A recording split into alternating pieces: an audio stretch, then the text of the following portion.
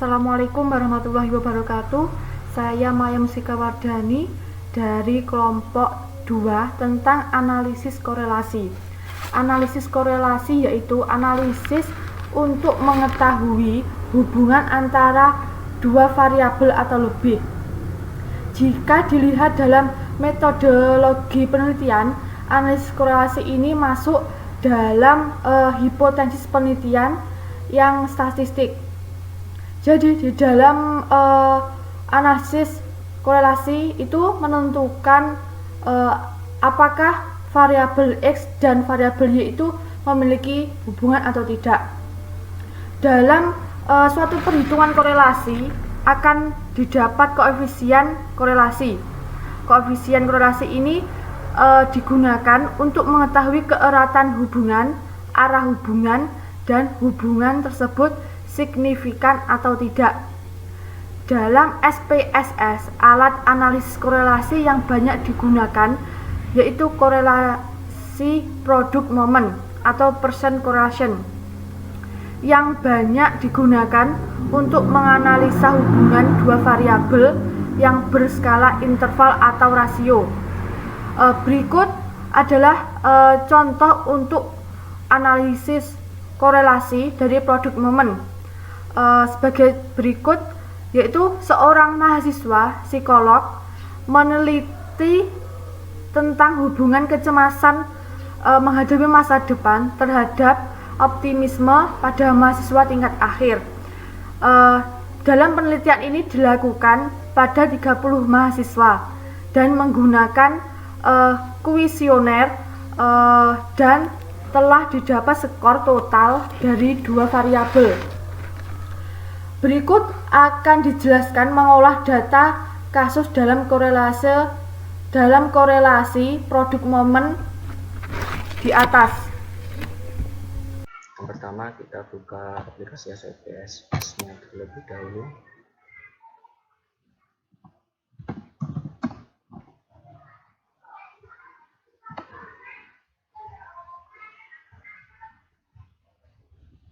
Mohon maaf ya, kursornya berdetek agak kecil.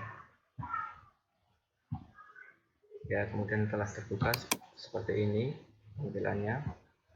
Kita klik cancel saja. Nah, sudah terbuka. Kemudian sesuai dengan instruksi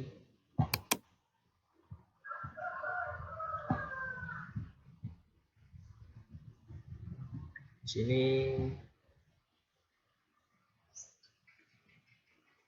kita masuk kepada tabel variabel view.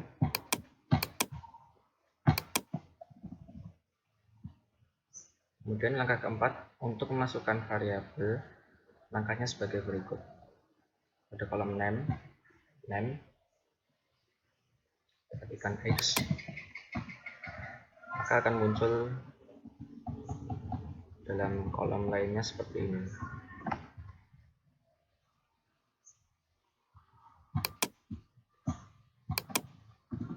Name type with decimal label dan seterusnya. Pada desimal ganti menjadi 0. Kemudian label kita isi kecemasan masa depan.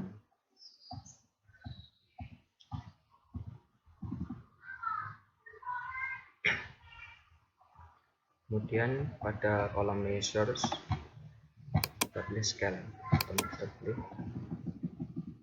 Kemudian pada baris kedua, pada kolom name kita isi Y sesuai dengan instruksinya.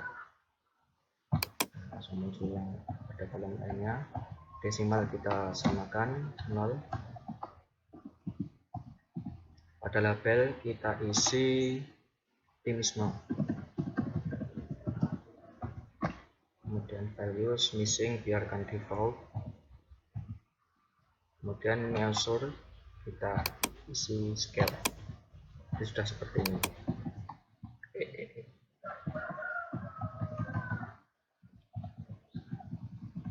Namanya biar default. Saya geser.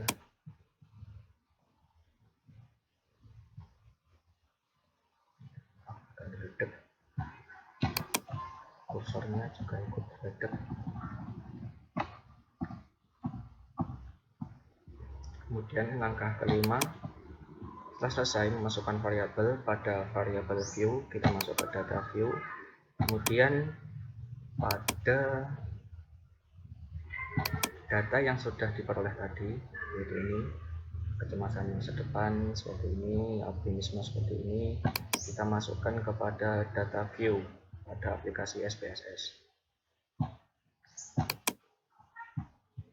Masukkan satu-satu ya, harus sama. Tapi saya punya instan. Nah, sudah seperti ini. Langsung masuk, sudah 2 baris, 2 kolom. Kemudian kita SPSS, langkah ke-6 sudah selesai. Ini seperti ini. Selanjutnya klik analyze. Di mana analyze? Analyze itu di sini. Nah, analyze, terus kita pilih correlate. Kemudian kita pilih bivariate. Kemudian akan muncul jendela seperti ini. Kita lihat petunjuknya lagi. Pindahkan variabel X dan Y ke kolom variabel. Caranya seperti ini. Ini kan ada 2, kecemasan masa depan dan optimisme. Kita pilih keduanya. Kemudian kita klik ini, panah. Nah, kemudian pada kolom correlation coefficient kita pilih percent, kita kasih checklist. Kemudian test of significance kita pilih detail. Kemudian kita klik OK. Nah, maka akan muncul hasil seperti ini pada tab SPSS yang satu ini. Dan tadi ada 2 ini. Ini yang untuk kita memasukkan data. Kemudian yang ini adalah output. Output adalah hasil dari analisis yang kita lakukan di sini tadi. Sini boleh jadi. Maka akan muncul seperti ini. Ini adalah hasilnya. Kemudian cara membaca hasil atau output dari aplikasi SPSS akan disampaikan oleh teman saya. Terima kasih.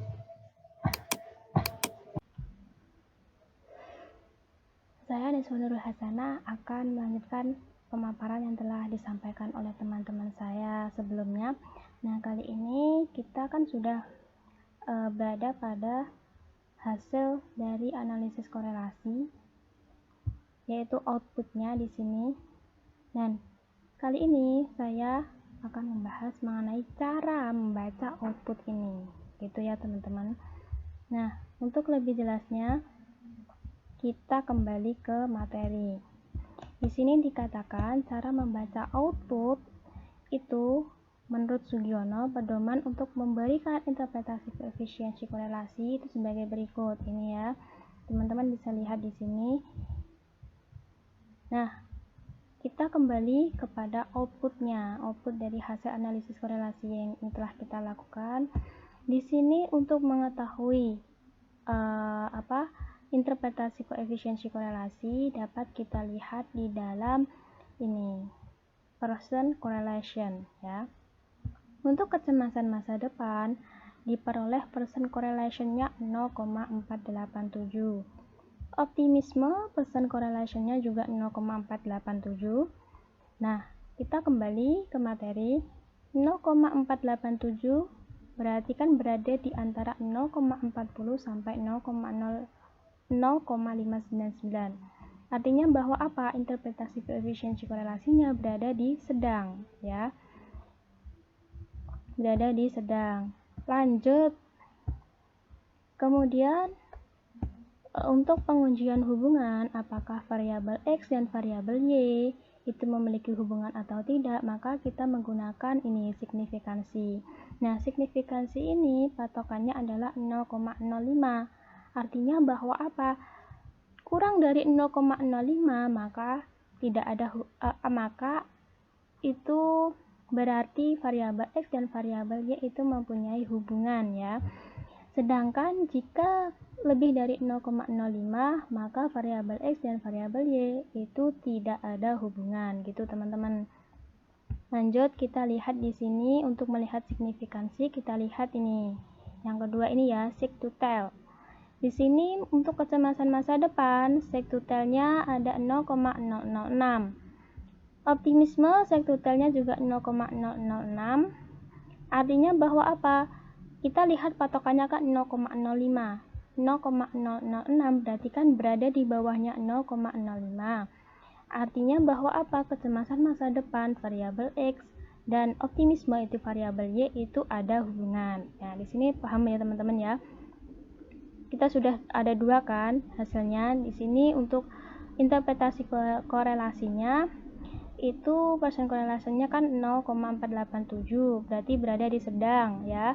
Untuk seek to tell-nya signifikansinya 0,006 di bawahnya 0,05 maka berarti variabel X dan variabel Y itu ada hubungan. Lanjut kita lanjut di sini. Nah, ini tadi dari output diketahui bahwa korelasi antara variabel kecemasan masa depan dengan optimisme itu didapat nilai koefisiensi korelasi 0,487 ya. Nah, di sini tandanya positif. Di sini teman-teman. 0,487 itu kan nggak ada minnya, jadi tandanya itu positif. Maka artinya hubungan kecemasan masa depan dengan optimisme itu hubungannya hubungan yang positif. Jika di sini nanti ada minnya, maka tandanya kecemasan masa depan dengan optimisme ini hubungannya adalah hubungan yang negatif. Nah, karena di sini outputnya nggak ada min, maka di sini berarti hubungannya adalah hubungan yang positif. Gitu. Nah, selanjutnya nih, tanda positif menunjukkan bahwa hubungan yang terjadi adalah positif ya. Artinya semakin tinggi kecemasan menghadapi masa depan, maka semakin meningkat pula optimisme gitu. Nah, nilai 0,487 ini menunjukkan besarnya koefisiensi korelasi, yang artinya disimpulkan bahwa kan rentangnya antara 0,40 sampai 0,599, berarti berada di koefisien korelasi yang sedang gitu. Ya, teman-teman. Terus lanjut kita nih. Untuk N itu adalah jumlah data N ini kan 30, ini juga 30. Itu berarti jumlah data yang kita analisis atau sampelnya ya, itu datanya. Lanjut, ini lebih lengkapnya langkah-langkah pengujian signifikansi itu sebagai berikut. Pertama-tama sebelum kita masuk ke hasil penelitian, pasti kita memperoleh adanya suatu hipotesis. Ya, kita membuat dulu suatu hipotesis. Hipotesis itu apa? Jawaban sementara, gitu loh teman-teman. Jadi untuk tadi data yang tadi itu ada dua hipotesis. Yang pertama itu H0. Hipotesis H0 itu menyatakan tidak ada hubungan. Artinya gini, tidak ada hubungan antara kecemasan menghadapi masa depan dengan optimisme pada mahasiswa tingkat akhir. Untuk hipotesis yang kedua, ini HA atau hipotesis alternatif itu menyatakan adanya hubungan. Berarti kecemasan menghadapi masa depan dengan optimisme itu ada hubungan gitu. Jadi ada dua kemungkinan yang terjadi dalam suatu penelitian nanti ya. Jawabannya adalah ini dua kemungkinan itu adalah apakah ada hubungan gitu. Jawabannya ya, pertama tentu ada hubungan, yang kedua tidak ada hubungan. Nah gitu. H0-nya itu tidak ada hubungan, yang HA-nya itu ada hubungan gitu teman. Lanjut, menentukan signifikansi dari output dapat diketahui signifikansi 0,006 ya. Tadi sudah dijelaskan. Pengambilan keputusan.